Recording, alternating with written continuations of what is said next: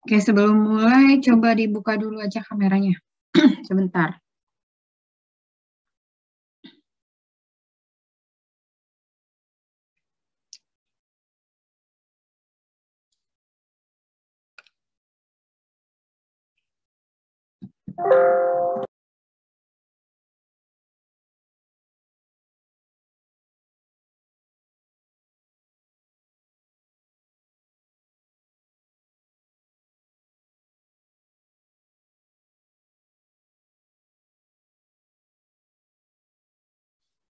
Ini Salsabila, Salsabila, Nadira, Salsabila Audia. Ya, satu lagi ya.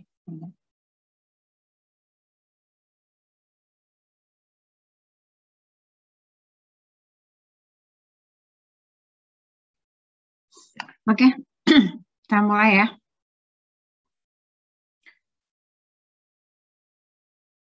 Kuliah hari ini kita akan membahas masalah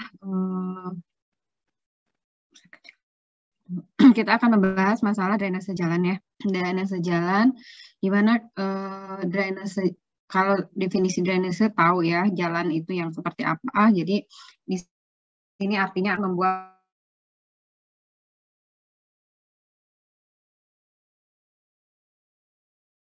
secara umum, drainase jalan itu dibagi menjadi dua. Ada drainase permukaan, ada drainase di bawah permukaan. Nanti kita bisa lihat yang mana yang di atas, tapi mungkin secara visual juga kita sudah bisa lihat ya. Drainase permukaan itu yang mana, drainase bawah permukaan itu seperti apa. Nah, intinya drainase permukaan itu drainase yang adanya di atas permukaan jalan. Tapi kalau drainase bawah permukaan, yaitu drainase yang berada di bawah jalan. Biasanya itu karena kebutuhan tertentu ada untuk drainase di bawah permukaan. Nah, untuk tujuan drainase sendiri tentunya kita sudah tahu ya, kalau misalnya suatu jalan terus tidak atau suatu jalan tergenang, kalau jalan tergenang itu kita tahu kalau suatu jalan tergenang, coba diamati, pasti jalan itu lama-lama akan rusak. Karena apa? Karena jalan itu ya tahu sendiri ya, kalau sesuatu struktur yang terus-terusan kena air itu akan menjadi rusak. Apalagi ini jalan itu terbuat dari aspal atau rigid pun demikian ada kemungkinan, tapi kalau rigid itu lebih kecil kemungkinan untuk terjadi rusak. Nah, dengan demikian supaya jalan itu tidak tergenang air atau supaya jalan itu selalu kering, maka adalah kita mengadakan yang namanya drainase. Tujuan dari drainase sendiri itu adalah menjaga agar jalan itu selalu dalam kondisi kering. Artinya di sini tertulis drainase yang baik secara menyeluruh. Menjaga agar jalan selalu dalam kondisi drainase baik secara menyeluruh. Artinya baik itu adalah jalan itu kering, tidak tergenang air. Walaupun ada hujan, itu cepat mengalir dan hanya pada saat hujan. Ini juga berikutnya adalah mengalirkan air hujan secepat mungkin keluar dari permukaan jalan dan selanjutnya dialirkan lewat saluran samping menuju saluran pembuang air. Jadi bagaimana caranya supaya air itu tadi saya bilang tidak diam di tengah jalan. Kemudian mencegah aliran air yang berasal dari pengaliran di sekitar jalan. Jadi masuk ke dalam perkerasan. Selain menghindari air yang akan masuk ke Selain menghindari air yang akan masuk karena hujan yang akan berada pada jalan, juga itu harus dihindari bagaimana caranya supaya bagian di sekitarnya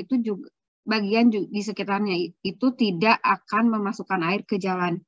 Jadi intinya di sini adalah drainase juga akan mencegah lingkungan sekitar jalan akibat aliran air.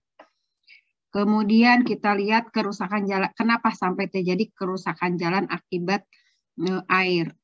Kita tahu, mungkin sudah belajar ya di sini lapisan dari perkerasan jalan itu seperti apa, mulai dari lapisan permukaan, ada base, ada subbase, ada subgrade, di mana materialnya adalah material yang cukup lolos air. Tapi ini ada lapisan permukaan itu dibuat lebih kedap terhadap air. Bisa itu terbuat dari beton, bisa juga dari aspal ya, bisa fleksibel, bisa kaku. Nah, kalau air itu berada bebas di atas, dia tergenang atau bebas di atas jalan, maka daya apung dari lapisan-lapisan yang bawah ini akan mengurangi besarnya berat satuan bahan, sehingga kekuatan friksinya itu akan berkurang, dan akhirnya air itu akan masuk ke dalam pori-pori. Ya akan masuklah ke dalam pori dari lapisan jalan tersebut. Nah, kalau keberadaan air dalam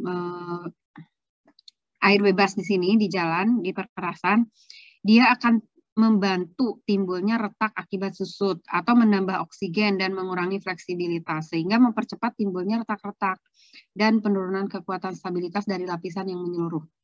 Jadi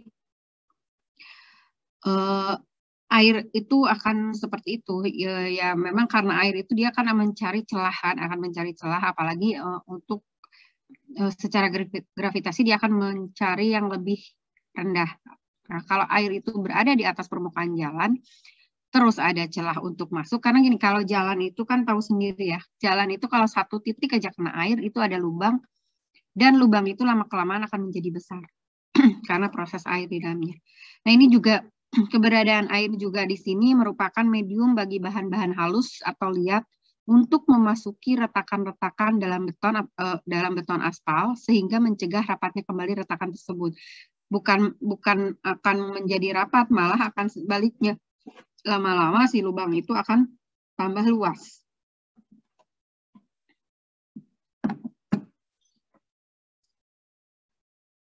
Nah, ini bisa dilihat ya.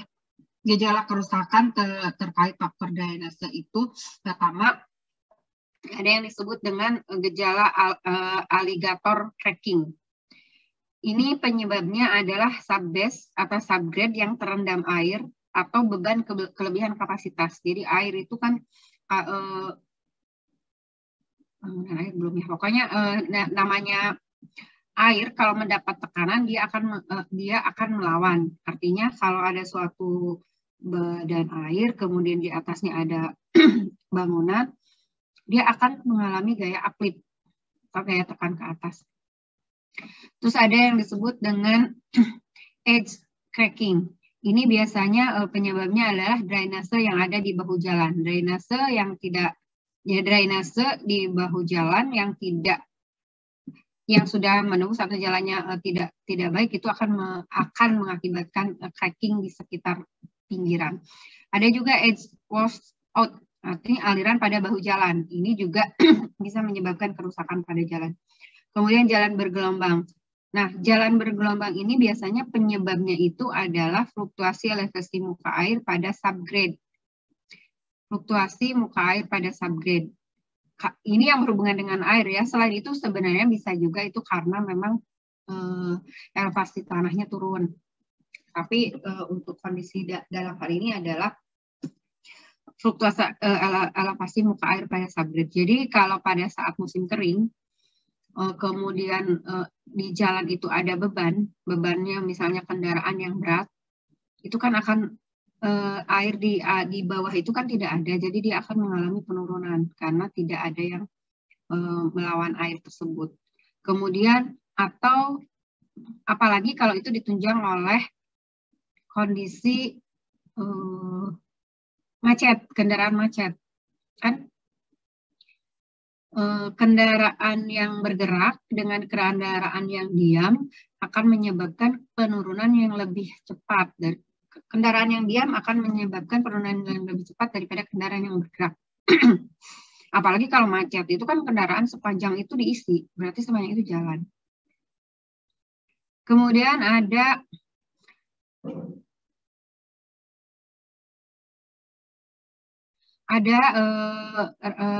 rating longitudinal cracking. Ini biasanya penyebabnya itu adalah subbase. Kalau lapisan tadi ini kan antara subbase, subgrade, subbase, base, lapisan permukaan. Kalau di sini juga bisa dilihat kondisinya adalah seperti ini, antara base core, subbase, and subgrade. Di pinggir, kalau ini jalannya itu adalah yang berkeras. Jadi ini kalau ini itu disebabkan karena beban itu, jadi kalau si subbase atau subgrade-nya itu terendam air, tapi juga beban yang di atas itu melebihi kapasitas awal. Atau ya sekarang kan banyak sekali ya, kalau kita tahu kalau yang namanya jalan itu didesain dengan berat tertentu ya, makanya suka ada di jalan ini. Berat maksimum sekian ton. Tapi ternyata ya kita nggak tahu karena kita juga tidak akan bisa mengawasi terus-menerus walaupun memang ada, tapi kan jam-jam tertentu untuk kendaraan-kendaraan yang operasional, di mana pada saat-saat kondisi tertentu juga kendaraan itu lewat dengan beban yang lebih dari yang ditentukan. Itu yang menyebabkan juga terjadinya kerusakan pada jalan. Nah, jadi kalau begitu, apa yang harus kita perhatikan untuk drainase jalan ini? Jadi yang harus kita perhatikan adalah pertama, kapasitas sistem harus cukup. Artinya di sini adalah kapasitas dari suatu sistem secara keseluruhan itu harus cukup, sehingga tidak akan terjadi yang tidak diharapkan, misalnya air limpah karena tidak tertampung kapasitasnya oleh sistem secara keseluruhan. Itu yang harus diperhatikan. Nah, bagaimana untuk mencapai kapasitas yang memadai tersebut? Ya, kita harus merancang kondisi drainase berdasarkan prinsip hidrologi dan hidrologika yang sebelumnya sudah kita review ya di pertemuan-pertemuan sebelumnya. Kemudian dia sedapat mungkin menggunakan sistem gravitasi. Ya, kalau memang itu, kalau diusahakan sistem gravitasi, tapi kalau memang suatu lokasi itu ternyata terpaksa harus menggunakan sistem pompa, ya itu karena kondisi terpaksa ya. Karena kalau misalnya tidak dengan pompa, potensial ke arah banjirnya itu sangat besar, atau ada sesuatu lah yang akibatnya memang lebih tinggi ya negatifnya. Kemudian meminimalisasi pembebasan lahan. Memang ya kalau apalagi itu di kota. Di kota Bandung saja sekarang tiap ada pekerjaan drainase jalan itu pasti dari Pemkotnya itu di awal sudah mengatakan bahwa tidak boleh ada pembebasan lahan. Jadi sebelum apa-apa kita sudah diminta untuk tidak boleh melakukan pembebasan lahan. Ya bingung lah, karena di daerah Bandung itu rendah. Mau kemiringannya ditinggikan, tidak sampai ke sungainya, elevasinya. Mau dilandaikan, tidak ada lahan untuk pembebasannya. Jadi memang kondisi daerah Bandung itu karena flat, karena dia cekungan juga agak susah ya. Kemudian meminimalkan aliran permukaan dan memaksimalkan resapan. Itu tujuannya adalah membantu untuk proses drainase. Kemudian letak sistem drainase jalan itu harus memenuhi kriteria aman untuk struktur jalan, untuk utilitasnya, dan juga untuk perlengkapan lainnya. Ya, tentunya ini akan memiliki kesempatan untuk perluasan sistem ya. Jadi tetap dari segi hidrologinya itu harus diperhatikan. Kemudian stabilitas bangunan. Stabilitas bangunan itu harus terjamin, baik dari segi struktural, keawetan, sistem, dan kemudahan dalam operasi dan pemeliharaannya. Kalau kita mengadakan suatu, kita merencanakan suatu sistem irigasi, tapi ternyata sistem irigasi, sistem drainase, ternyata drainasenya itu sulit untuk melakukan pemeliharaan, operasi dan pemeliharaan. Itu harus dihindari, ya itu harus diperhatikan. Jadi kalau misalnya apalagi ini di kota, biasanya kan sistem drainasenya itu tertutup. Jadi maksudnya harus diperhatikan untuk OP-nya itu adalah bahwa misalnya setiap berapa ratus meter atau setiap 50 meter itu ada manhole di mana itu digunakan untuk pemeliharaan. Jadi kalau ada sampah yang tersangkut itu bisa dilihat di manhole tersebut. Nah, kita tahu ya, tadi kita seperti apa kalau kita akan merencanakan jalan. Tapi kita tahu dalam kenyataannya di lapangan itu banyak sekali misalnya jalan yang memang harus diperbaiki. Nah, di sini ada pentahapan untuk skala prioritas, urgensi kondisi di lapangan. Mana duluan yang harus diselesaikan untuk masalah penyelesaian drainase tersebut. Itu jelas ya, pembangunan fisiknya harus disusun berdasarkan skala prioritas. Nah, di sini ada beberapa parameter, antara lain ada 4 parameter untuk masalah genangan, ada 5 parameter yang untuk berdasarkan pada kerugian. Jadi ada beberapa yang harus dinilai. Ini disusun berdasarkan ada drainase guideline and technical design standard, di mana ini adalah Permen PU nomor 12 tahun 2014. Jadi ada pembuatan parameter yang digunakan untuk menentukan skala prioritas. Ini kalau kita ditugaskan misalnya di Kota Bandung, kita diminta untuk memperbaiki satu sistem drainase di Kota Bandung. Ini yang harus dilakukan awal sebelum kita melakukan ke lebih detail. Tapi kadang-kadang kan sudah ditentukan. Coba sistem drainase di jalan di Bebas misalnya, ditata lagi dengan baik. Nah, itu kan udah jelas lokasinya tersebut. Dan tahap ini sudah dilakukan oleh owner. Jadi di sini ada parameter tinggi genangan, dikasih nilai, biasanya dikasih persentase, mulai tinggi genangan ada parameternya, luas genangan ada parameter dan nilainya, kemudian lamanya genangan, faktor frekuensi genangan, kemudian ada dari nilai kerusakan, itu ada kerusakan lebih dari 80, jadi nilainya akan 100, kemudian makin berkurang, ada nilai tinggi, sedang, kecil, sangat kecil. Sama juga untuk kriteria kerugian. Kerugian itu dinilai dari sebenarnya dari harga ya, tapi itu bisa didefinisikan sebagai tinggi, sedang, kecil, sangat kecil. Itu ada nilainya, kemudian disusun bobot. Bentar, masih ada. Ya, kemudian dihitung bobotnya, terus ada di sini ada parameter. Jika genangan air, parameter dari masing-masing ya, maksudnya kita memilih untuk masuk ke dalam setiap kategori itu seperti apa. Kalau untuk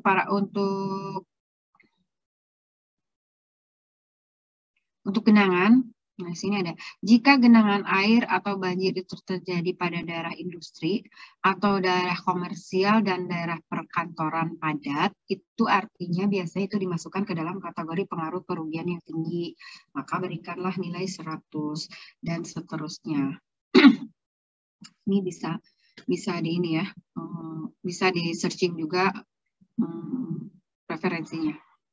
Kemudian kriteria kerugian genangan pun sama. Di sini ada ketentuan-ketentuan, ada definisi-definisinya atau parameter-parameternya untuk kondisi tinggi, sedang, kecil, dan sangat kecil. Misalnya ini nomor 2 ini jika genangan air atau banjir terjadi di daerah yang jaringan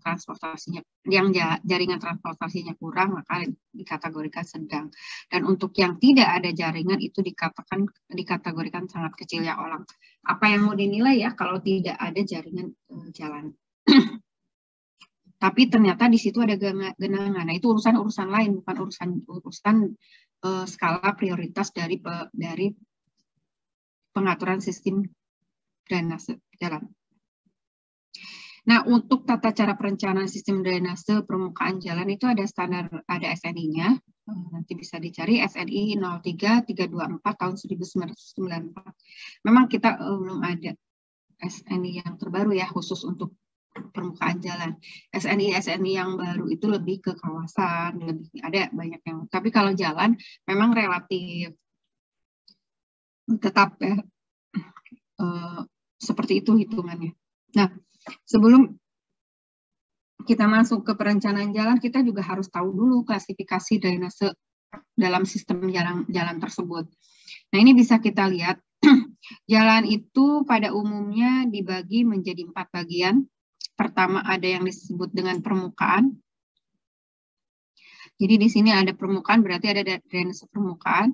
Kemudian ada drainase di bawah permukaan, artinya di sini untuk meluluskan air di bawah jalan.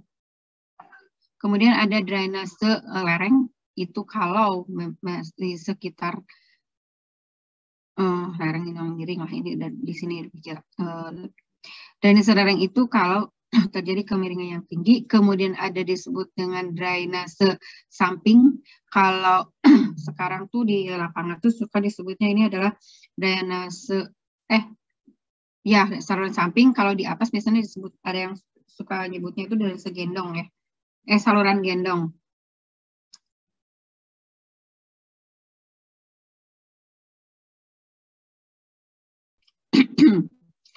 Kemudian ada drainase bangunan. Drainase bangunan atau dinding penahan tanah atau jembatan itu kalau misalnya ada lereng dengan kondisi tanah yang kurang bagus, maka di situ akan dibangun suatu bangunan, atau tidak harus dinding penahan ya, apapun itu bangunan yang harus dibangun untuk mengamankan sistem drainase jalan. Kalau saluran di bawah tanah itu dibuat kalau untuk mengalirkan air di bawah ya, menyeberangkan biasanya dengan gorong-gorong dan lain-lain.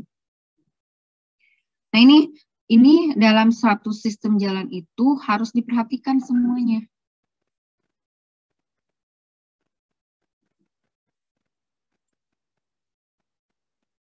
Ini harus diperhatikan. Jadi nanti yang dianalisis itu adalah saluran di sini. Bebannya dari mana? Dari sini.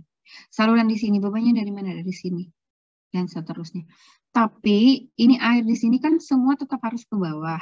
Jadi ini nanti ada saluran lagi yang ke arah sana, di mana di suatu lokasi atau di jarak tertentu turunkan ke bawah, masuk ke saluran pada kaki lereng. Itu terus. Ini semua harus ada.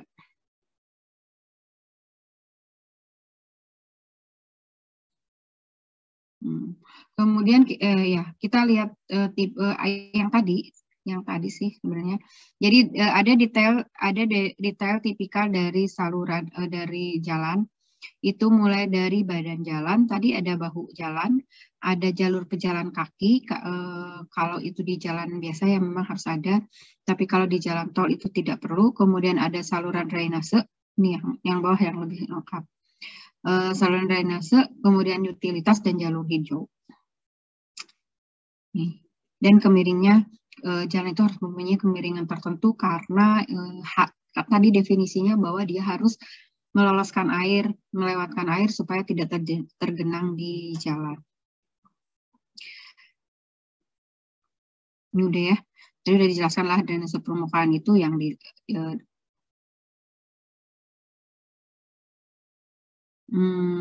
drainase permukaan itu drainase di atas jalan, di mana di sini air permukaan itu langsung akibat hujan. langsung ke permukaan jalan. Itu biasanya yang ditinjau itu di daerah kawasan ROW-nya, di ROW-nya, dan juga harus dilihat untuk kondisi drainasenya di daerah di luar daerah kawasan tersebut. Kemudian daerah untuk apa tadi sudah singgung sih, drainase bawah tanah itu bertujuan untuk menurunkan muka air tanah dan mencegah supaya buang air infiltrasi dari sekitar daerah jalan itu membuang infiltrasi dari daerah sekitar jalan dan permukaan jalan atau air yang naik dari subgrade jalan. Maka kita harus siapkan untuk kondisi salurannya, yaitu ada di bawah tanah. Drainase di bawah. Kemudian ada drainase lereng. Tadi bisa dilihat drainase lereng itu drainase yang ada di lereng. Ya, tujuannya untuk apa? Untuk melindungi lereng dari bahaya erosi. Nah, kalau misalnya drainase yang terus-menerus secara kalau kemiringan tinggi kan dia akan mempunyai kecepatan tinggi, ya, itu yang harus diperhatikan. Terus ada drainase bangunan. Itu untuk membuang air yang tertahan di tempat organ sekitar bangunan, air yang merembes ke dalam bangunan. Jadi kalau misalnya tadi di sini bangunan ini, nah ini nih ada bangunan, ini tetap harus diperhatikan, jangan sampai ini ditutup total. Jadi yang namanya tanah itu kan akan mengandung air.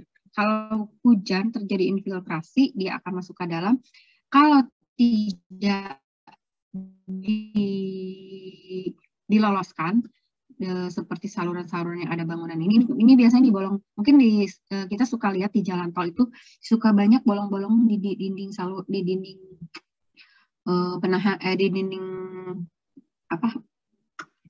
perkuatan tebingnya, ya, suka ada bolong-bolong itu untuk meloloskan air. Kalau tidak, air di sini lama-lama akan menekan struktur tersebut dan akhirnya akan jebol. Itu harus dihindari. Nah, bagaimana cara kerja saluran drainase permukaan itu ada dua hal. Pertama, pengumpulan atau penampung air permukaan. Air permukaan itu ada air yang di atas. Kemudian bagaimana membuang air yang ditampung tersebut. Karena tadi kita tahu bahwa tujuan utama drainase permukaan itu adalah membuang air limpasan hujan dari permukaan jalan secepatnya supaya tidak terjadi genangan. Tujuan lain itu adalah menjaga agar base dan subgrade jalan itu tidak jenuh air juga. Dia harus tetap berada pada kondisi yang baik. Jadi itu yang harus diperhatikan. Makanya tadi kalau ada saluran yang kira-kira akan mengganggu, ini kenapa ada saluran ini?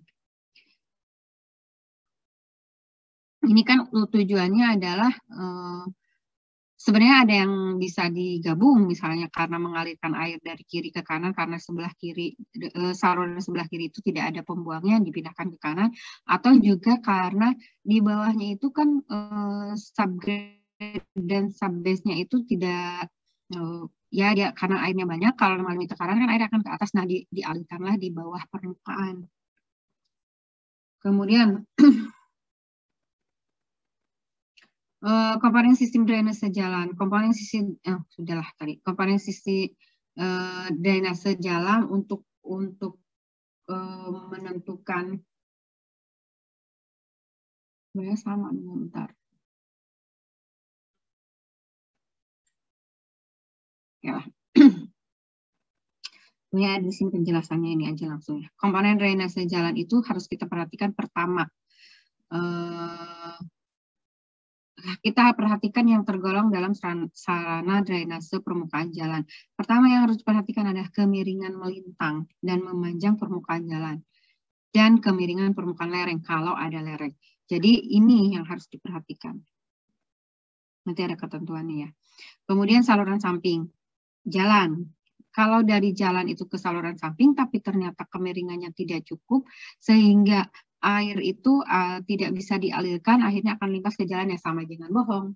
Mendingan nggak usah buat, udah biaya besar-besar, tapi tetap aja jalannya tergenang. Kemudian ada lubang atau saluran penampungan air permukaan atau catch basin. Nomor 3. Kemudian pipa samping. Pipa samping itu biasanya riul pembuang, yang tadi saya bilang, tetap nanti harus ada Kalau yang tadi itu bukan riul. Kalau riul ini pembuang. Tadi istilahnya apa sih yang tiap berapa meter ada lubang untuk pemeliharaan dan itu bisa dibuka. Nah, atau bangunan silang yang selalu ada. Bangunan silang itu adalah bangunan yang menyilang atau cross terhadap jalan. Itu yang selalu ada, maka itu juga harus diperhatikan. Itu biasanya berupa gorong-gorong kalau di jalan ya. Nah, untuk menghitung beban drainase, maka kita harus tahu luas layanannya. Luas layanan artinya di sini untuk menentukan kapasitas.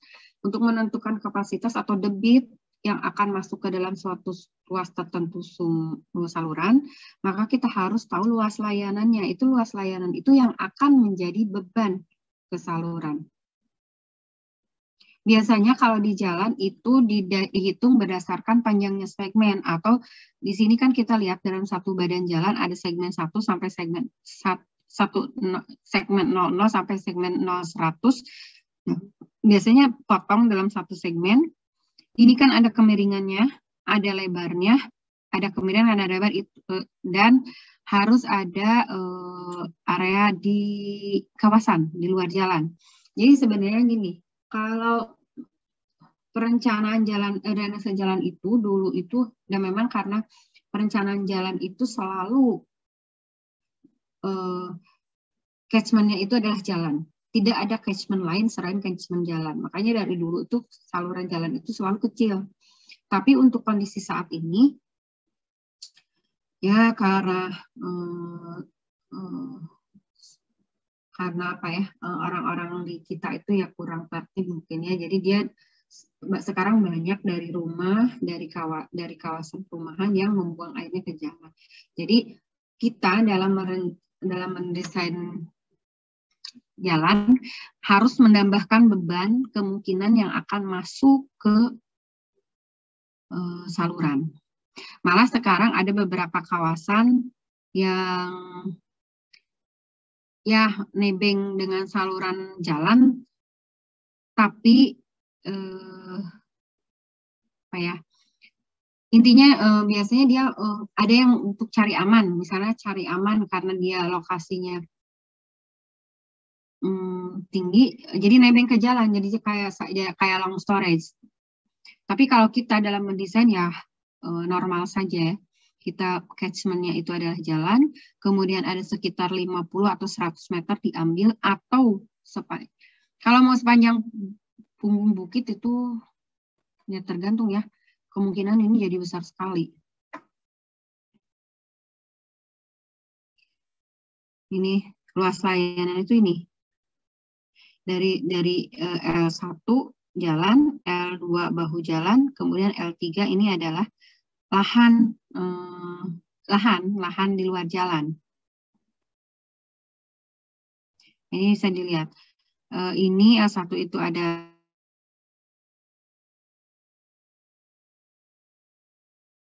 kerasan samping atau bahu jalan, dan L3 itu kawasan di mana ini tergantung dari daerah setempat. Kalau perkotaan, daerah yang terbangun diambilnya cukup 10 meter. Kalau mau lebih dari 10 meter kan lahannya juga tidak ada. Terus kalau luar kota itu tergantung dari kondisi topografinya. Pokoknya kurang lebihnya adalah 100 meter. Di sekitar 100 meter. Tadi saya bilang 50 sampai 100, itu juga tergantung dari lokasinya. Tapi ini kalau di SNI-nya adalah seperti ini. Nah, ini bisa kita lihat faktor bentar. Rumusnya belum ada, udah main koefisien aja. Bentar. Nah, ke sini dulu deh. Tadi untuk menentukan ini harus di atas.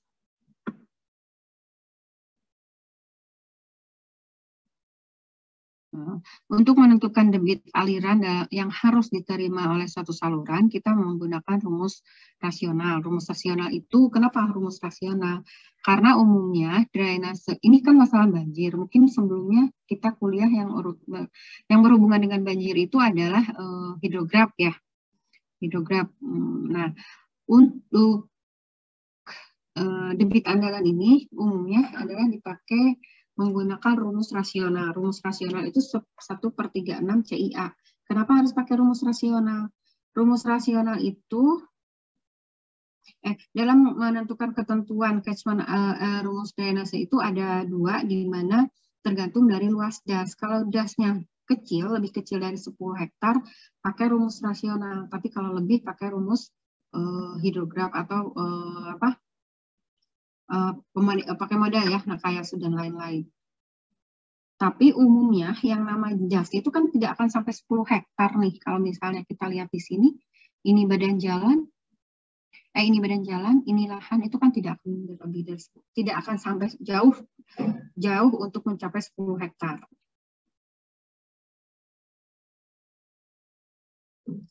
Nah, tadi rumusnya.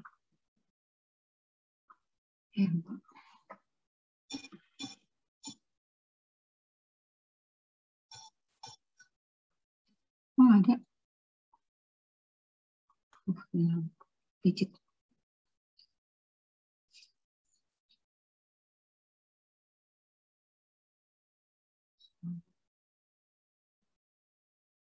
Ini balik ke sini, apa-apa. Nah, dari rumus ini tentunya kita harus tahu C, kita harus tahu I, kita harus tahu A. A itu tadi. A itu adalah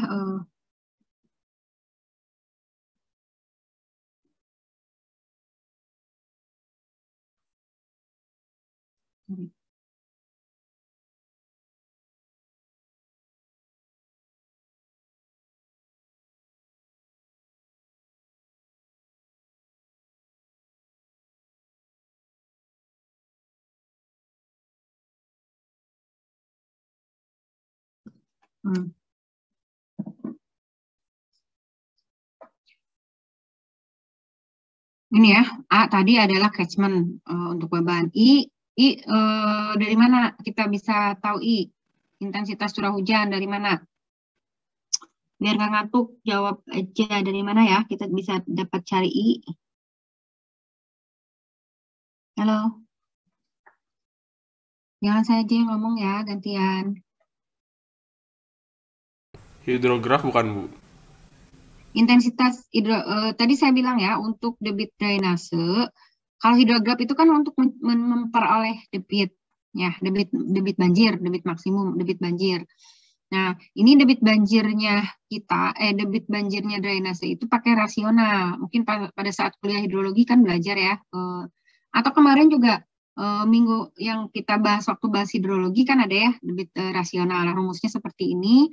Itu karena dasnya kecil, karena drainase itu tidak akan ada yang dasnya lebih dari 10 hektar untuk analisis sistem drainase. Nah, ini rumusnya, Q-nya itu yang dicari, C-nya yang nanti kita cari. Nah, intensitas di sini, intensitas itu adalah dari proses hidrologi. Masih ingat ya, dari proses hidrologi itu ada frekuensi, ada intensitas. Nah, itu intensitasnya yang dipakai. Kemudian luas tadi. Nah, C-nya, nih. C-nya itu adalah, kemiringan melintang dan kekerasan bau. Ini aturan ya, aturan. Biasanya gini, kondisi salurannya tadi sudah dibuat sih ada kemiringan tertentu untuk mengalirkan air. Biasanya bahu jalan itu kemiringannya diambil 2, walaupun itu sebenarnya ada ketentuannya bisa 2-3, tapi umumnya yang diambil 2 cukup. Kemudian jalan yang dipadatkan, dan padatnya 2-4 sini berarti.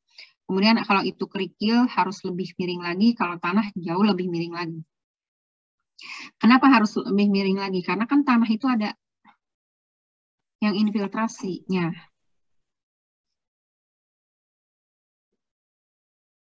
Mana tadi? Sorry. Nah, ini. Sorry.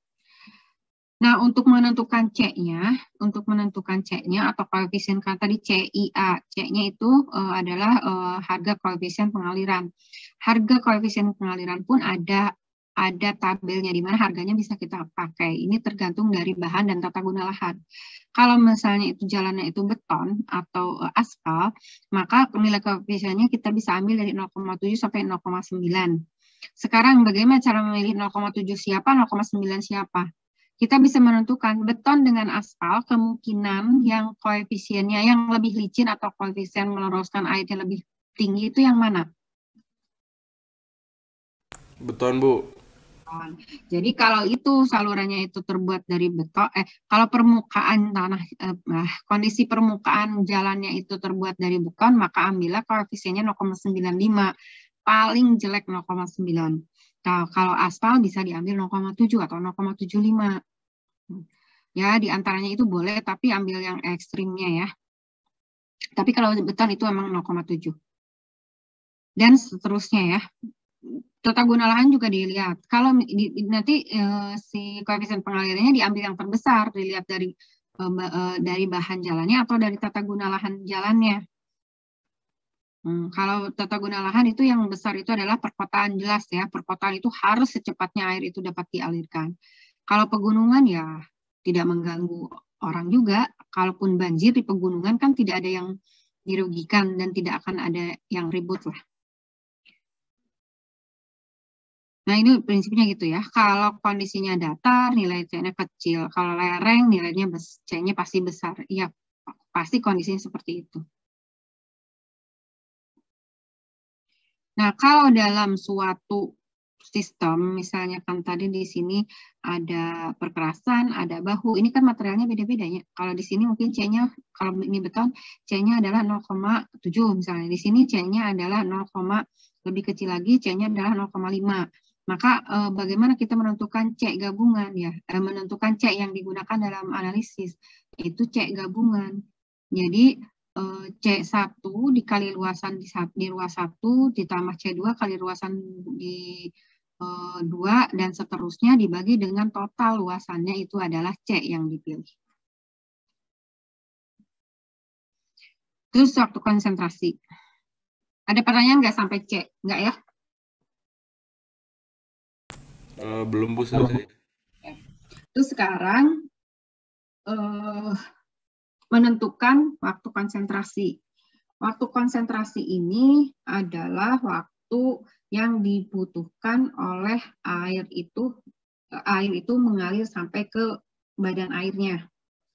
Jadi di sini adalah ada dua untuk menentukan waktu konsentrasi itu ada T1 dan T2, di mana T1 itu adalah waktu untuk mencapai awal saluran dari titik terjauh. Jadi kan air itu begitu truk hujan itu turun, dia akan berjalan. Ya. Ini jalan.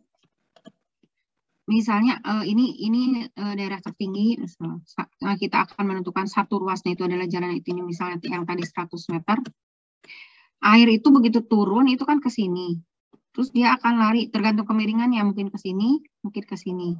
Nah, ini yang disebut dengan T1. Jadi waktu untuk mencapai awal saluran dari titik terjauh. Ini bisa ke sini, bisa ke sini. Pokoknya dalam satu tinjauan.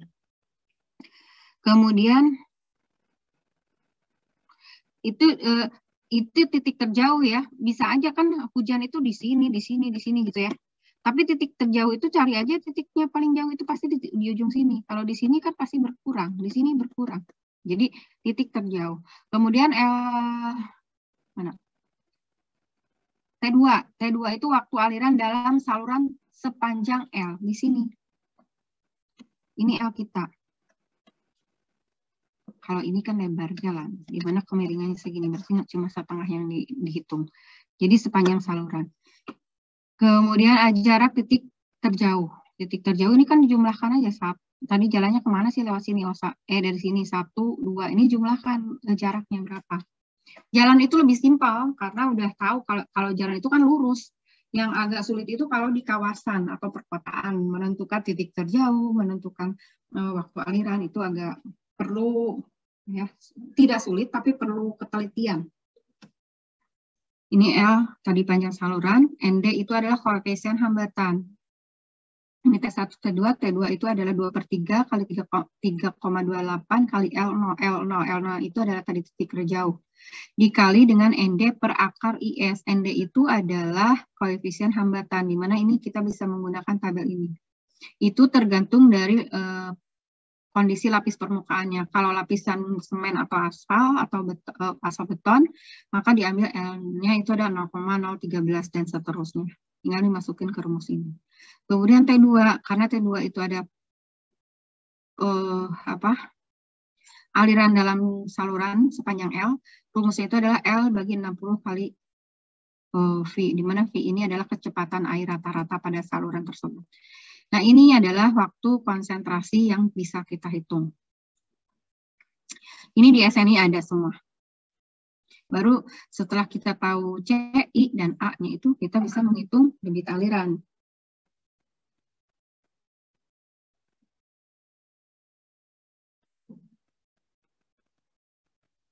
Ini tadi sudah saya singgung. Biar cepat aja.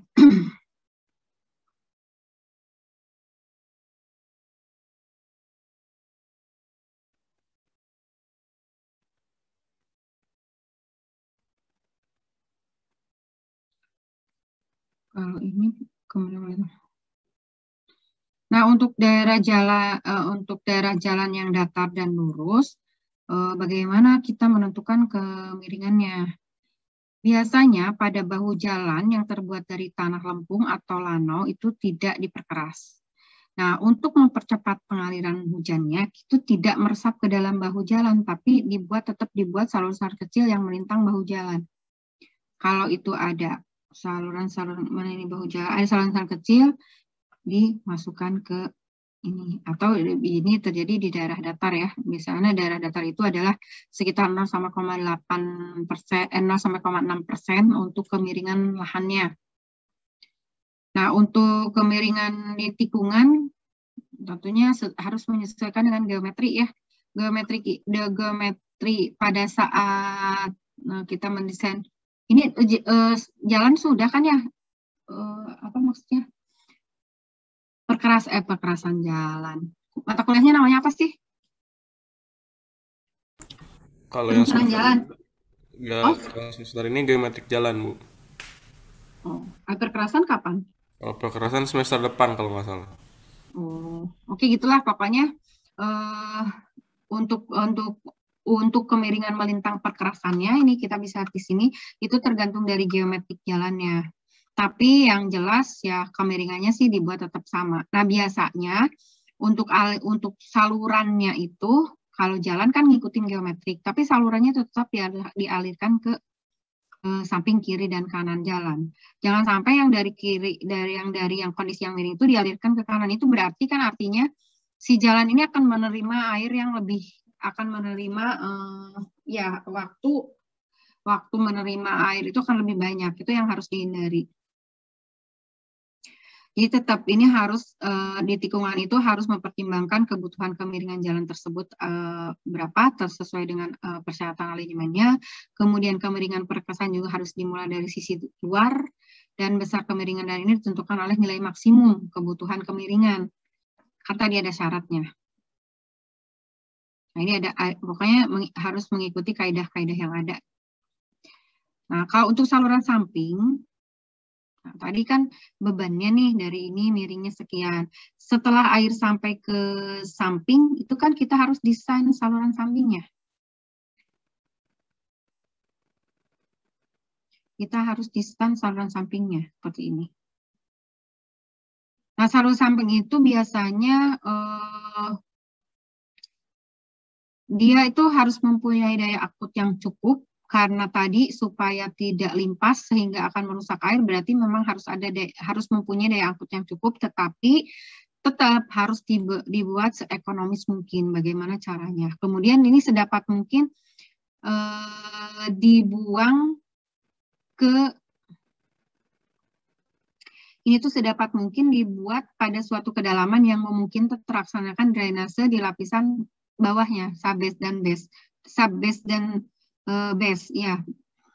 Itu harus dibuat sedemikian rupa.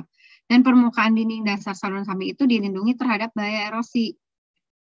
Jadi biasanya kalau saluran drainase itu jarang yang tanah ya, jarang yang tanah. Apalagi dalam kota karena dia harus meloloskan air secepat mungkin dan tidak boleh terjadi gerusan atau erosi. Kemudian kecepatan aliran pun tidak boleh menyebabkan erosi. Makanya di saluran pun ada syarat-syarat kecepatannya. Jadi coba kalau diperkirakan kecepatan di saluran yang terbuat dari tanah dengan kecepatan yang terbuat dari beton akan lebih tinggi mana? Beton, Bu. Beton ya. Kalau beton itu boleh kecepatannya tinggi karena dia tidak akan tergerus. Tapi kalau tanah itu kecepatannya dibatasi karena akan menyebabkan gerusan. Tanah itu maksimum tanah itu tidak boleh lebih dari 1,5 meter per detik sentimeter meter per detik. Kemudian kalau beton itu bisa sampai 3 itu sudah boleh. Ada yang malah lebih dari itu.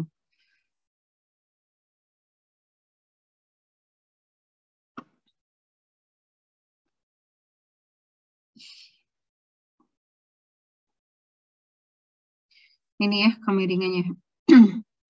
Kecepatan aliran ini tadi saya bilang tergantung dari betul. Ini masih pakai aturan yang lama. Ini kalau yang baru sorry.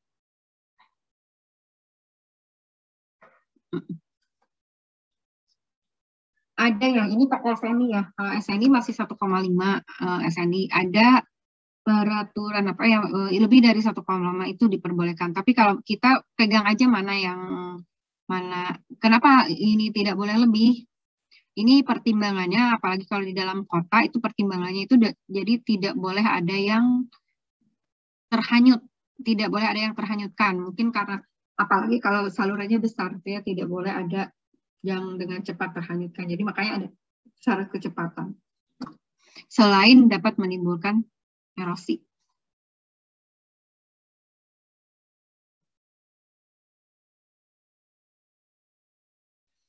Nah, ini adalah kita tahu lah kalau misalnya satu desain perkerasan jalan terus di daerah hutan atau di daerah jalan baru, biasanya umumnya jalan tol itu atau jalan-jalan itu kan umumnya di lokasi yang baru, tapi ada lokasi-lokasi tertentu yang memerlukan atau gini, bayangkan kalau jalan itu kan dia mempunyai apa ya, naik turun lah kasarnya gitu ya.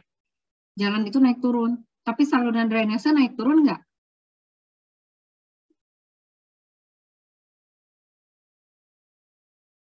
Saluran drainase naik turun nggak?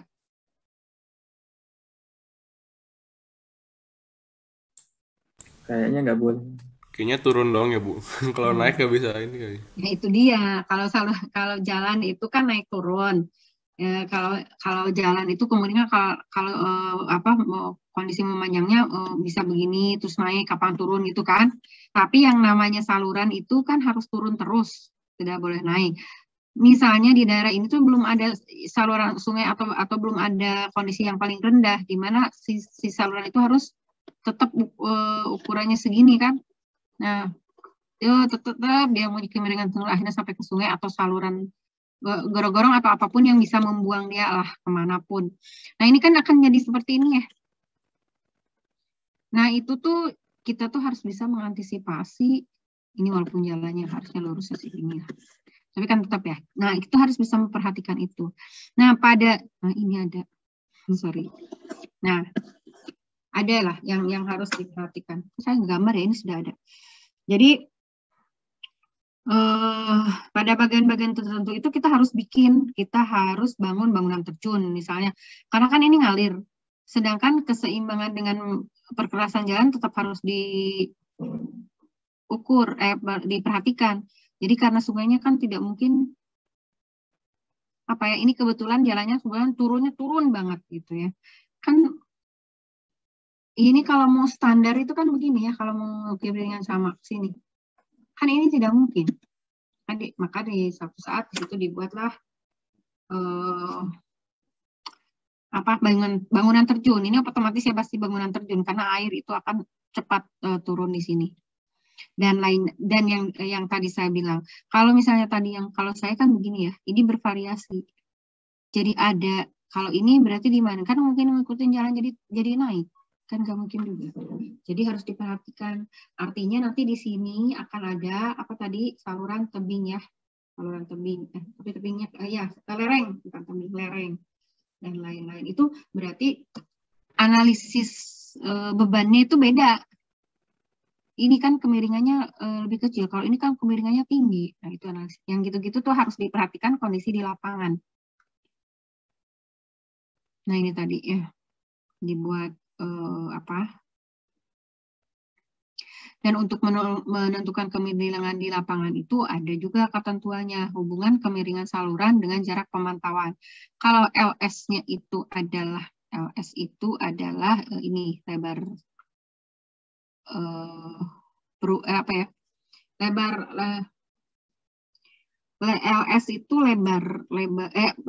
panjang dari yang mengalami perubahan lah ini.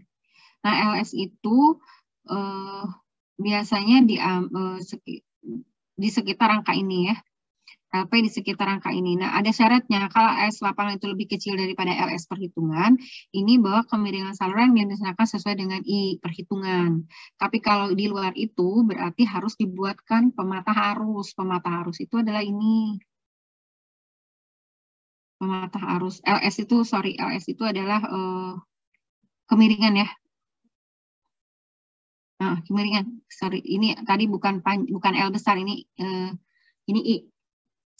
Jadi I-nya di lapangan lebih kecil dari I perhitungan, bahwa itu direncanakan sesuai. Tapi kalau tidak, ini harus ada pematah arus. Artinya ada yang tadi, ada yang seperti ini. Mana? Gambar ini. Ada pematah arus ya. Ini kalau samping harus dibuat konturnya jelas. Potret pembangunan pendalaman itu jelas. Penampang minimum saluran itu 0,5. Artinya gini, ada penampang minimum saluran itu ternyata 0,5. Di jalan ya. Jadi kalau saya sih dari dulu ngambilnya bukan 0,5 boleh lah 0,5 tapi tinggi 0,5-nya dengan 0,7. 0,5. Intinya pokoknya penampang minimum saluran itu 0,5 kalau di jalan. Jadi pada saat kita ambil dulu 0,5 baru kita tentukan tingginya. Kalau itu tidak memungkinkan baru kita rubah-rubah.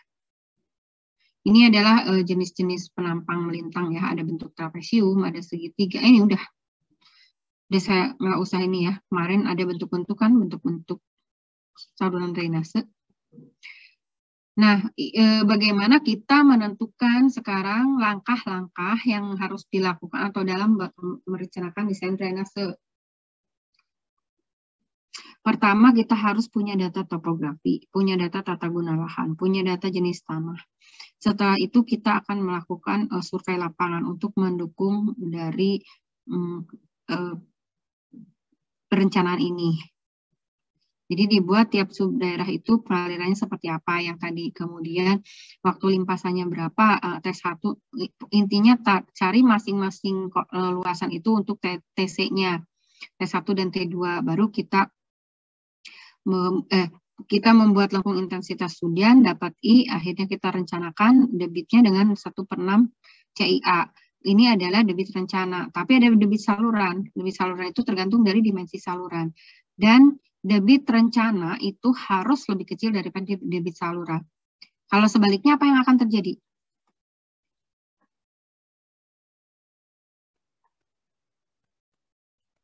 Kalau debit rencana lebih besar dari debit saluran, kira-kira apa yang terjadi?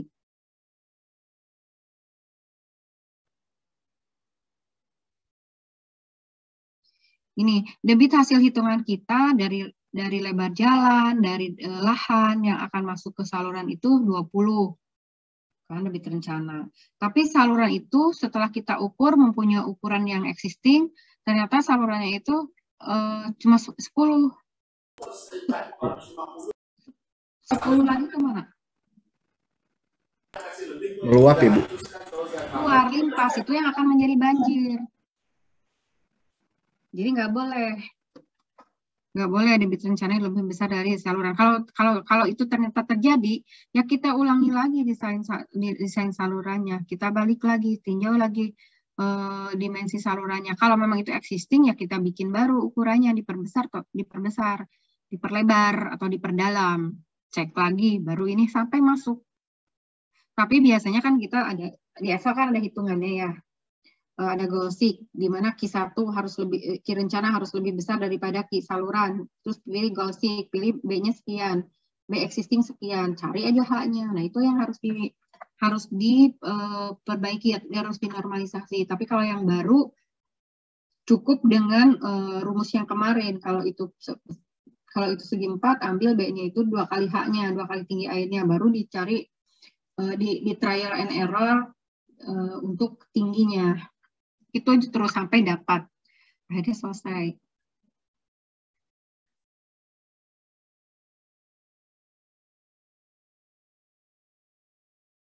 Kalau ini adalah langkah-langkah untuk menentukan apakah saluran tadi, saluran miringnya, kalau ini kan dimensinya. Kalau untuk menentukan kemiringannya, dilihat dari kondisi lapangan dan juga dari kondisi jalan dan juga kondisi salurannya seperti tadi. Jadi kita bisa tentukan apakah di kemiringan tersebut perlu pematah arus atau tidak.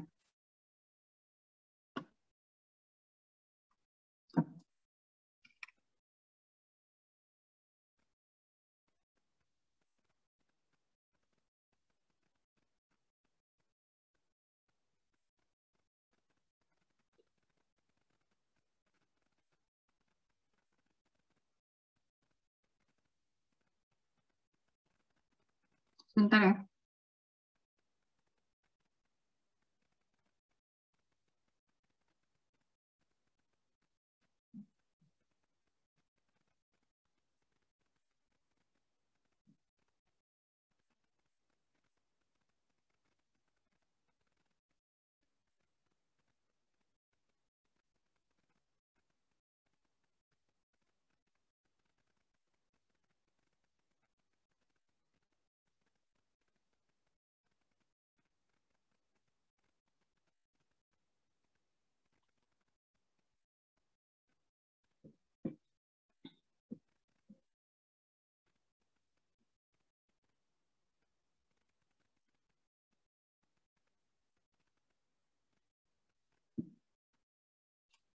Nah, ini ada biasanya tadi ya di sistem yang tadi ada yang disebut dengan saluran penghubung atau gutter.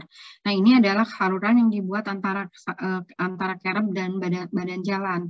Itu biasanya untuk menyalurkan air hujan yang jatuh di atas permukaan. Itu kan dia akan masuk ke sini ya. Nah, itu harus diperhatikan. Kapasitasnya berapa? Kapasitas saluran yang akan menampung air yang tergenang pada kerb ini akan disalurkan samping jalan. Tetap ini analisisnya menggunakan Momus Mining ini. Sama aja sih perhitungannya. Kemudian ada saluran inlet. Saluran inlet ini adalah saluran yang menghubungkan aliran air dari perkerasan ke jalan menuju saluran. Itu inlet. Jadi kan kalau jalan itu ini, kalau jalan itu kan batasnya di sampingnya begini. Kan tidak langsung ke tidak langsung ke saluran, tapi ada inlet di sini, ada lubang dengan jarak tertentu, baru bisa masuk ke saluran sini. Nah, ini bisa ditentukan berdasarkan waktu konsentrasinya. Jadi di sini ada area perkerasan lokasi area perkerasan jalan, waktu konsentrasinya diambil 5 menit dan seterusnya. Ini bisa dilihat dari sini. Kemudian jenis inlet itu seperti apa nih tadi? Tadi saya gambarkan di sini ya. Ini gambar yang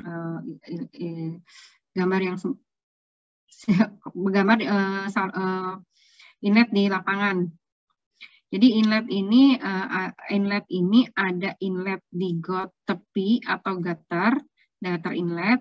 Ini lubang bukaan yang terletak mendatar secara melintang pada dasar got. Nah, tapi kalau ada lagi inlet kerb ini terletak pada di samping. Jadi airnya itu dari jalan masuk ke sini. Kalau ini dari jatuh ke bawah. Ini yang harus diperhatikan juga. Banyaknya inlet itu juga tergantung dari debit yang akan masuk dari jalan. Jangan sampai inlet yang kita desain itu tidak bisa menampung debit dari jalan misalnya karena itu jalan tol dengan lebar berapa jalan itu 20 meter misalnya. Lebar bagi 2 jadi 10, cuma 10 ya. Tapi sininya kecil lubangnya. Itu juga akan menimbulkan banjir ya. Nah, untuk menentukan jumlah saluran inlet yang harus dibuat, maka di sini direkomendasikan maksimal tiap 5 meter dengan lebar saluran selebar kerem. Untuk mengetahui kapasitasnya, itu inlet samping didapat dari 80% kapasitas dari grafik dan kapasitas lubang pemasukan samping. Nah, data yang digunakan itu adalah kemiringan, lebar dari jalan ya, catchment. Ini bisa kita tentukan misalnya kapasitasnya berapa, ternyata dia mempunyai lebar kemiringan sekian, berarti kita bisa menentukan kemiringan salurannya itu berapa.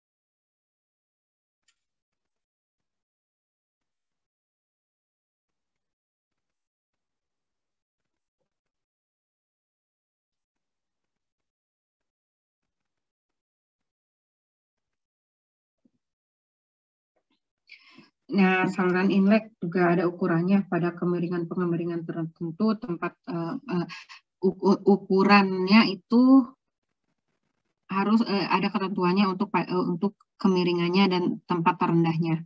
Bisa dilihat di sini. Lokasi inlet saluran itu ditempatkan pada titik terendah. Udah tadi tahu terendah dari kemiringan jalan, jadi di ujung. Kemudian antara titik-titik terendah itu, titik terendah dan titik tertinggi pada kemiringan lain itu adalah bisa kita lihat seperti ini. Kalau ini jalan, mana jalannya ya? Nih, titik terendahnya kan di sini, titik tertingginya itu ada di titik atasnya. Nah, jika inlet saluran berbentuk manhole dan air pada saluran itu langsung jatuh ke bawah atau droplet, maka kapasitasnya diperkirakan bisa digunakan dengan ukuran ini. Dari ukurannya bisa ditentukan kapasitasnya. Ini kita tinggal bisa pakai aja. Ini alirannya. Kondisinya kan beda ya, inlet. Kemudian ini penutupnya, maksudnya kenapa harus ada penutup ya, didesain juga penutupnya. Kenapa harus ada penutup? Kan kalau tidak ada penutup, sampah semua akan cepat masuk ke sini. Orang segini aja pasti akan masuk. Tapi tetap si penuh ini tetap harus memenuhi kapasitas drainase dan dia juga harus menahan gaya dari luar. Artinya tadi sampah dan lain-lain. Ini ada standarnya lah, di pabrikasi juga banyak. Ini saluran inlet. Saluran inlet itu kan tidak selalu lurus ya, di mana bentuknya ataupun dimensi saluran ini tergantung dari kondisi di lapangan. Mungkin ada belokan, mungkin ada kemiringan yang tinggi, artinya dia akan menanjak atau turun. Kondisinya seperti ini. Ada belokan, ada badan jalannya itu ternyata seperti ini. Kan langsung kalau jalan kan enak aja lurus, tapi kalau saluran kan ada yang bentuk siku, ada juga yang memang ngikutin jalan. Ini kayak gini. Ini inletnya. Ini di tengah. Ini tampak inlet. Satu itu adalah inlet ke tepi, ada di samping. Yang nomor 2 itu ada kereb, masih di dalam kereb itu backcasting. Kereb itu yang itu ya. Ya kereb lah. Kemudian saluran inlet tertutup, yang 3 ini saluran inlet ditutup besi. Ya tadi untuk menghindari banyak yang masuk. Kemudian saluran terbuka di jalan. Ada piping lock, ada total, dan ada kereb tepi. Nah, ini adalah saluran terbuka di tepi. kemudian yang 5-nya itu adalah piping. Kalau ya tergantung, biasanya piping block itu perkerasan juga, tapi dia kadang itu fungsinya adalah bahu. Nah, ini yang tadi saya bilang manhole itu maksudnya bak kontrol ya untuk pemeliharaan. Sorry. Sampai tadi ada pertanyaan nggak?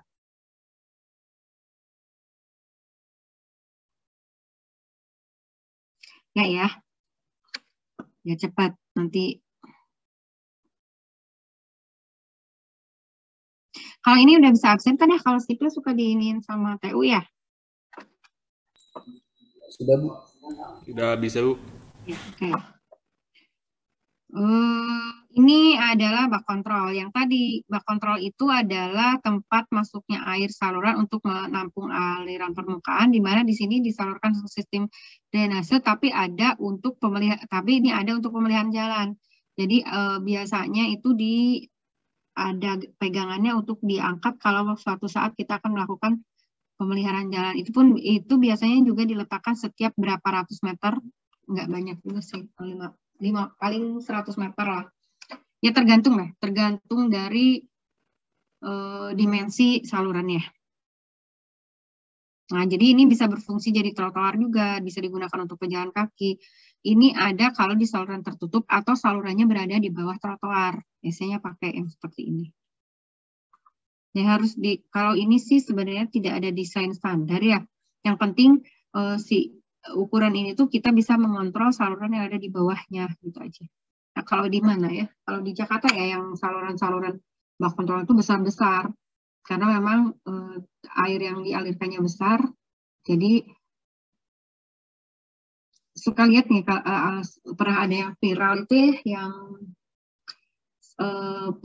pekerja jalan itu mengambil sampah ke dalam ini karena terjadi banjir. Banjir ternyata dari sampah yang ada di bawah ini. Terus pegawai itu turun buang-buangin sampah, langsung alirannya bagus. Nah itu pemeliharannya kurang sih. Karena ini kayak gini ya bak kontrol itu. Bisa persegi, bisa bulat. Tergantung.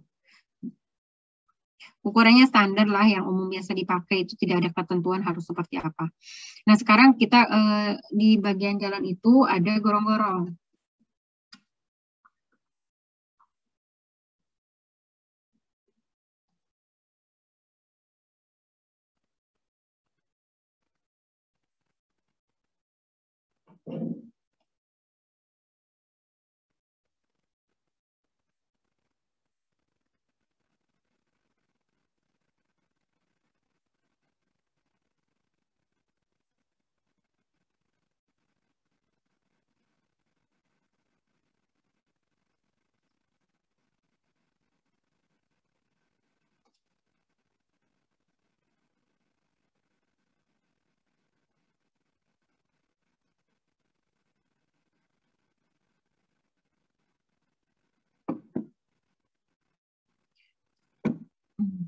Ini gorong-gorong ini tentunya tahu berfungsi untuk mengalirkan air dari bagian hulu ke bagian hilir.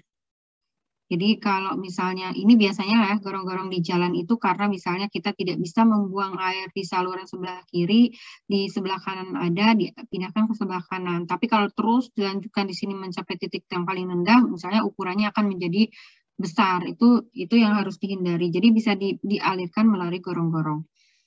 Nah, di gorong-gorong ini ada juga yang disebut dengan apron. Apron itu adalah dasar di mana dibuat untuk mencegah supaya tidak terjadi erosi. Kemudian baru ada bak penampungnya. Bak penampung itu pertemuan antara gorong-gorong dan pertemuan lebih dari 2 arah itu biasanya. Kalau ini alirannya kemana ya? Kalau alirannya ke sini berarti di sini ada bak penampungnya. Tergantung alirannya itu di mana. Ini bentuk-bentuknya seperti ini ya. Nah, bagaimana kita mendesain gorong-gorong? Bagaimana kita mendesain gorong-gorong? Biasanya jarak gorong-gorong itu pada daerah datar maksimum itu hanya 100 meter. Untuk daerah pegunungan itu sebenarnya bisa lebih. Bisa lebih. Kemudian kemiringan gorong-gorong itu antara 0,5 sampai 2. dengan pertimbangan bahwa faktor-faktor lain yang dapat mengakibatkan terjadinya pengendapan atau erosi di tempat airnya masuk. Jadi dari titik titik masuk sampai titik keluar itu harus mempunyai kemiringan, harus bisa mengatur kemiringannya. Kemudian periode ulang yang dipakai itu tergantung dari jalannya. Kalau itu jalan tol, maka digunakan periode ulang itu 25 tahun.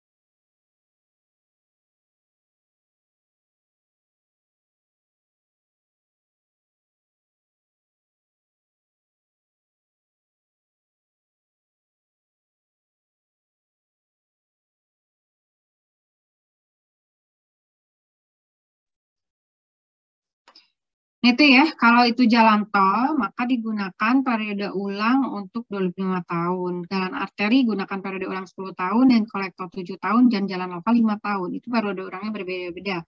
Karena memang kalau jalan tol itu kan, tahu ya, speknya harus lebih tinggi. Jadi itu harus benar-benar diperhatikan. Seperti yang sudah dijelaskan sebelumnya di sistem di kondisi hidrolik ya, bahwa gorong-gorong itu dia harus mengasumsikan sebagai saluran terbuka walaupun itu ditutup. Tapi kan ada saat-saat bahwa bukan ada saat-saat, lebih banyak kalau pada saat kering kan airnya ada udara yang masuk ke dalam air tersebut. Dimensi gorong-gorong itu minimum dengan diameter 80 cm. Kedalaman gorong-gorong yang aman terhadap permukaan jalan tergantung dari tipe kedalamannya adalah minimum 1 sampai 1,5 meter dari permukaan jalan. Kecepatan minimumnya juga ada. Kita bisa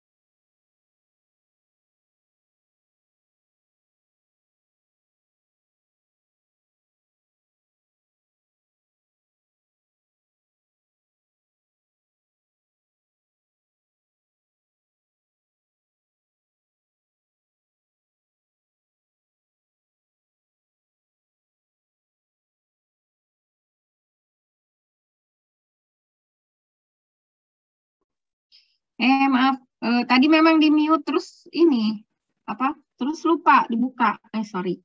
Ya inilah pokoknya ya. Ini gorong-gorong ya gorong-gorong untuk kondisi material salurannya dan kecepatan minimumnya bisa diambil dari ini. Ini semua ada di SNI ya. Kemudian tipe gorong-gorong itu juga bisa tipe gorong-gorong juga bisa kita lihat pipa tunggal atau lebih potongan melintangnya seperti ini, bahan yang dipakai apa saja juga bisa kita lihat apa umumnya bisa kita gunakan ini. Nah, ini kan tipe gorong-gorong itu seperti ini yang saya bilang, kalau gorong-gorong itu pasti dia mempunyai ukuran lebih kecil daripada salurannya. Ukuran gorong-gorong itu lebarnya cuma sekian, salurannya itu lebih lebar lagi. Ini contoh gorong-gorong ya. Nah, sipon yang kemarin saya jelasin sipon di mana? Sini ya, ini ya. Nah, ini sipon tuh.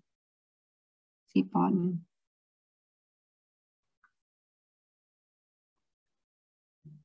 Nah, sekarang sedikit lagi untuk drainase di bawah tanah.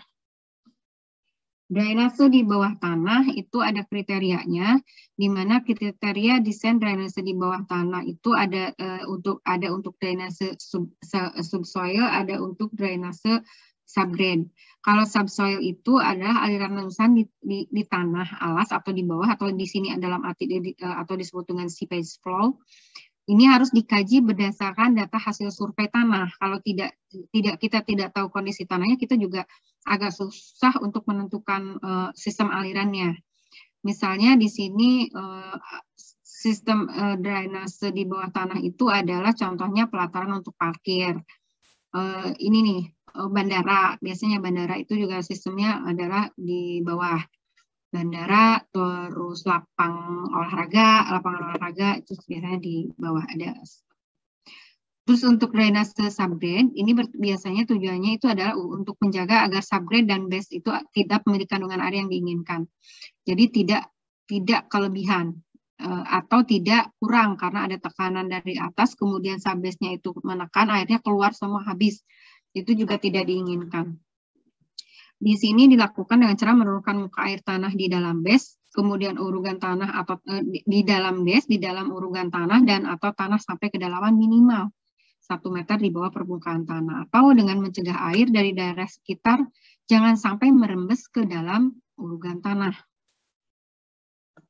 Nah, ini contohnya ada beberapa contoh saluran di bawah tanah. Itu sebenarnya ini cuma posisinya di dalam tanah.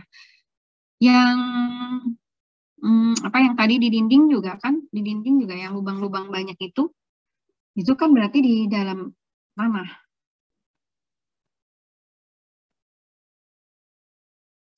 Nah, untuk drainase subgrade, ini lapisan kedap air dengan kemiringan curam, ada lapisan kedap airnya dengan kemiringan datar bervariasi, dan ini debit yang harus dicarinya pun ada rumusnya. Untuk yang lapisan kedap air dengan kemiringan curam, Q-nya itu adalah kemiringan dikali dengan K itu koefisien permeabilitas dari tanah, makanya kita harus tahu data tanah, kemudian penurunan permukaan air tanahnya itu berapa.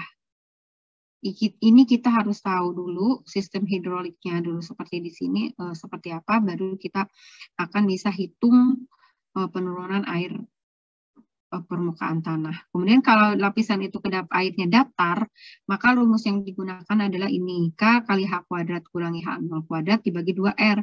H itu adalah tinggi tanah sebelum ada pipa. Kalau bisa dilihat di sini. Kalau pipanya kan di sini. Jadi tinggi tanah sebelum ada pipa, kemudian H0 itu taraf muka air tanah dalam pipa, ini H0. Kemudian R itu jarak horizontal pengaruh pipa.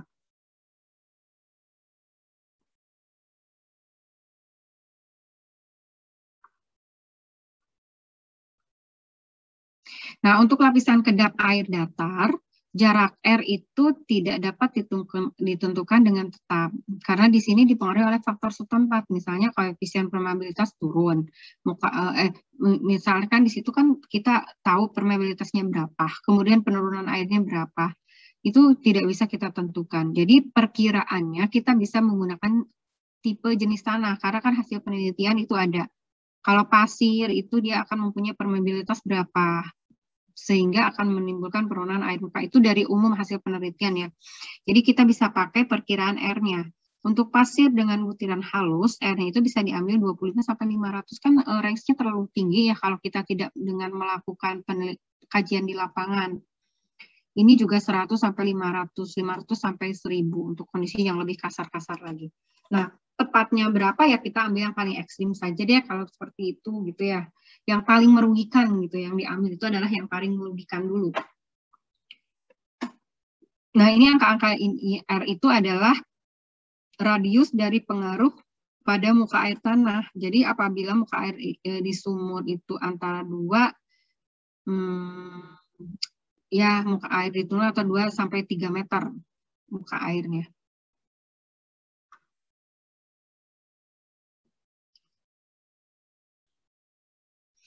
Nah, ini juga bisa lapisan lulus air itu bisa diterapkan juga untuk daerah yang subgrade-nya lunak. Dalam hal ini lapisan lulus air itu terdiri dari pasir dengan ketebalan tertentu. Atau drainase dengan menerapkan pipa lulus air. Di dalamnya itu dipasang pipa yang perforasi. Yang artinya bisa meloloskan air lah pipanya itu.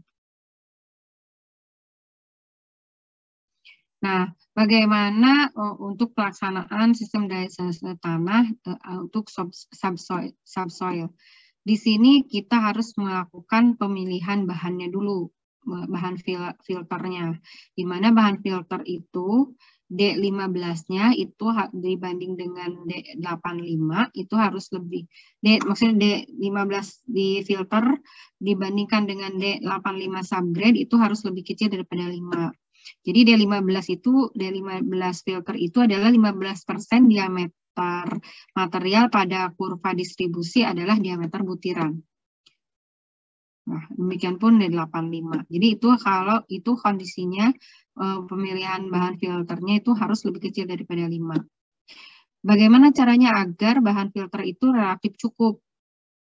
Jadi air cukup lurus air, lurus itu meloloskan air lah ya. Terhadap subgrade itu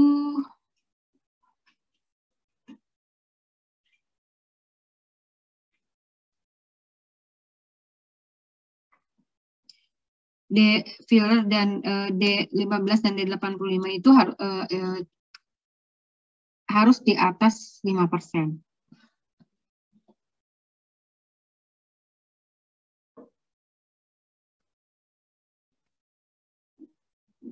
Oke ya, ini benar.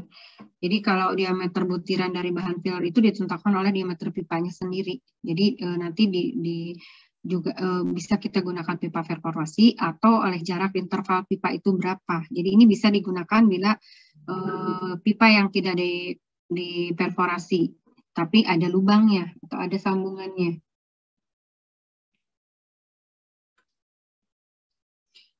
Nah, ini bisa dipakai ya.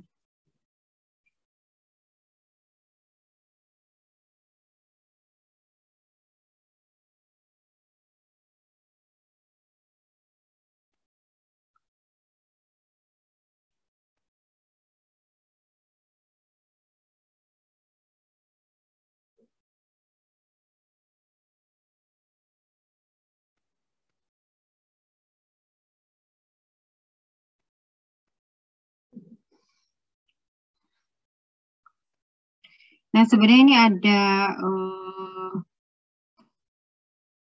ada kurva distribusi diameter butiran untuk menentukan bahan filter.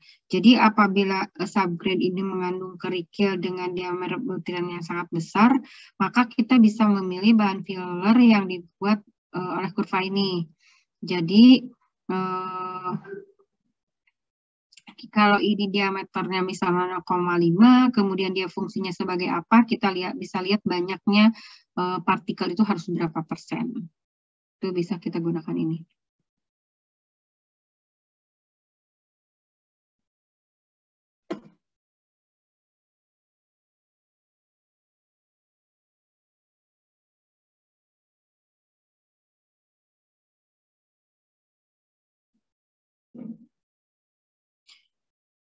Saya pakai.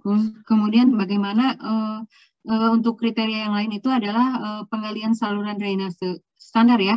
Sebenarnya kan kita tahu kalau bentuk galian saluran drainase itu tergantung pada air tanah, kondisi tanah, jenis peralatan, dan metode pelaksanaan. Jadi dalam berbagai hal itu drainase itu dibuat menjadi dalam berbagai hal itu dibuat supaya di sekitar 30 cm atau lebih di luar pipa drainnya. Ini sebenarnya ketentuan di luar ketentuan, maksudnya tetap hasil analisis, tapi secara umum bisa kita dibuat seperti ini.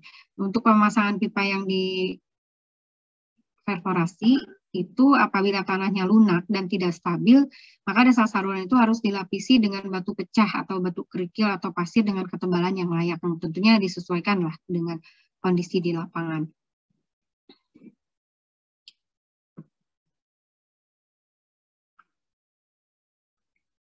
Bentar.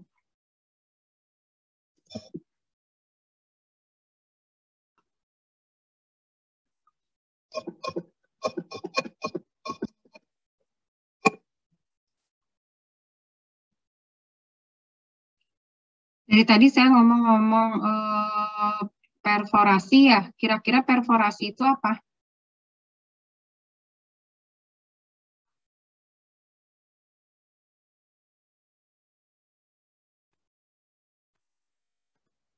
Kalau dalam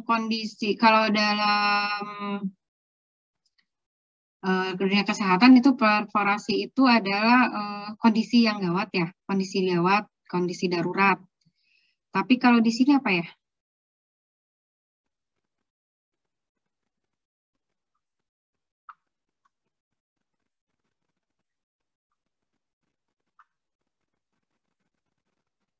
Pipa yang pakai bahan plastik gitu, Bu. Kayak dilapisi sesuatu gitu ya, Bu.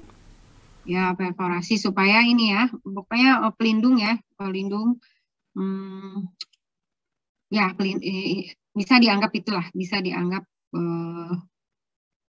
pelindung gitu ya. Sebentar. Ini kok saya nggak bisa ini, nggak bisa bergerak nanti.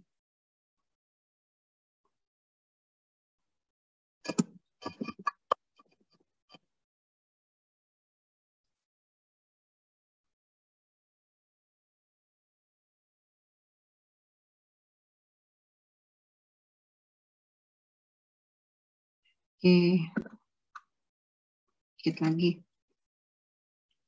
Nah, sekarang ada latihan untuk desain. Ini ada suatu perkerasan jalan. Ini terbuat dari aspal dengan lebar 5 meter. Kemudian bahu jalannya itu adalah 2 meter. Kemudian bagian luar dari jalan itu adalah perumahan. Ambilnya 10 meter. 10 meter tapi dia mempunyai kemiringan 3 meter. Artinya nanti ke sini tuh akan ada, di sini nih, dari A3 ini, akan ada air yang akan masuk ke sini. Sekarang diminta untuk menentukan besarnya koefisien C.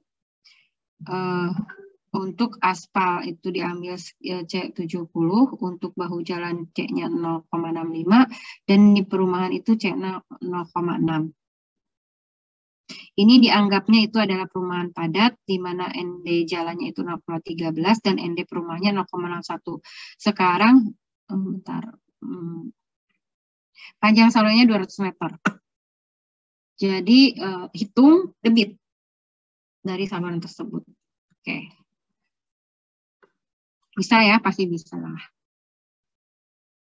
Ini bisa digunakan. Ini datanya adalah data curah hujannya adalah seperti ini. Untuk apa data curah hujan ini?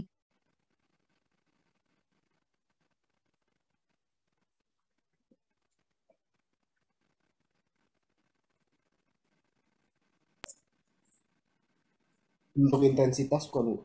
Ya, untuk menghitung intensitas. Jadi tadi kan debit itu CIA. C-nya ini kita sudah tahu nih, tinggal menentukan C-nya, luas masing-masing sudah dengan dibuat per lebar berapa 50 per 50 atau cuma 200 sama per 100 juga cuma 2 ya Ki-nya. Kemudian ingat Ki-nya dibuat 2 segmen misalnya per 100 karena ada stasiun 0 100 sampai 0 200 dibuat per 100, debit yang di 1 dan di 2 ini yang ditentukan adalah debit di ujung. Berarti di ujung artinya Ki1 tambah Ki2 nanti.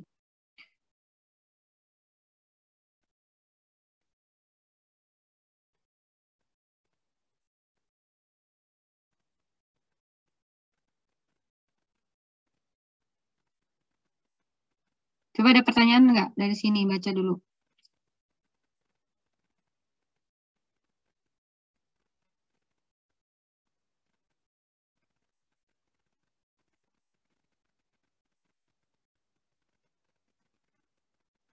Sebenarnya Kak ini pakai ini Kak, ada freeboardnya ya Pak, akar H/2.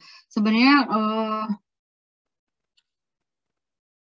menentukan dimensi itu ya tergantung kita asumsinya, kecepatan juga tergantung kita dari curah hujan rata-rata. Intinya biasanya intensitas hujannya itu yang dipakai itu kita harus bikin dulu kurva IDF-nya dari data hujan ini ya belum ya. Tahu pernah di Dolivi pernah ya menggambar kurva IDF intensitas duration curve itu biasanya diambil yang 90. Nanti ada di itu di itu tugasnya.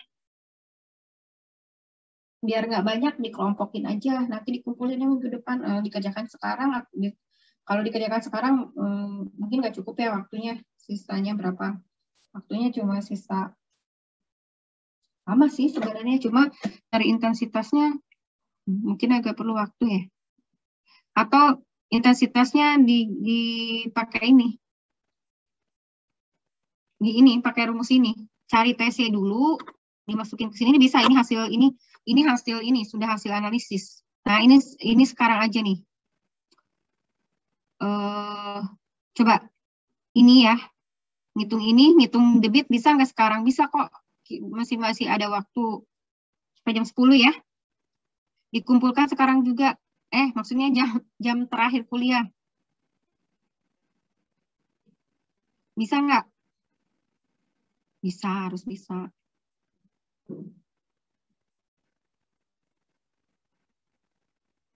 Bu boleh minta PowerPoint ya? Bentar. Ini kadang-kadang kalau di ini di sini suka susah. Saya coba dulu di sini. Kalau enggak nanti ke ketua kelasnya ya. Kadang-kadang nge-share di sini agak suka error. Bentar. Terima kasih Bu. Oke. Bentar. Saya coba dulu.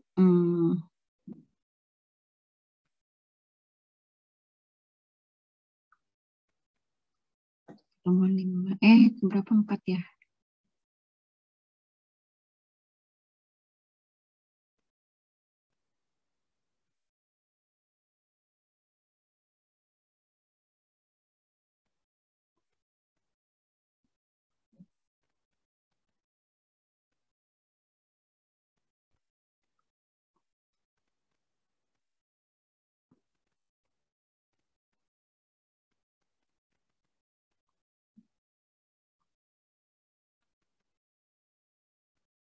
Lagi upload ya, mudah-mudahan lancar.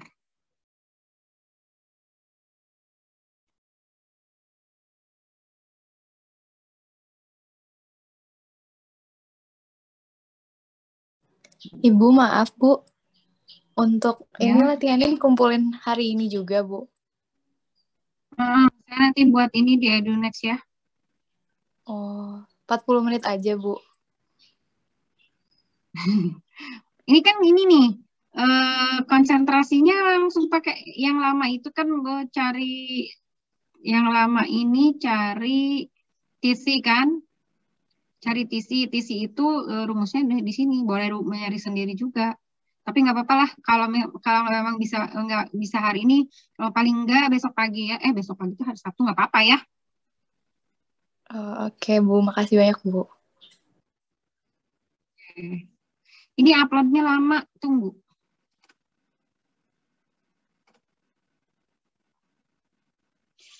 Atau tadinya sisa waktunya, tapi nggak apa-apa lah sisa waktunya dipakai mau dikerjakan sekarang atau tidak. Jadi tapi kita tetap ini ya, tetap kuliahnya sampai sudah selesai. Harusnya dipakai latihan. Kalau nggak cukup waktunya ya bolehlah. Sok buka aja sekarang mah difotoin mana tadi teh. Ini sambil upload ya. Kita tunggu sambil upload. Ini kayaknya berhasil nih.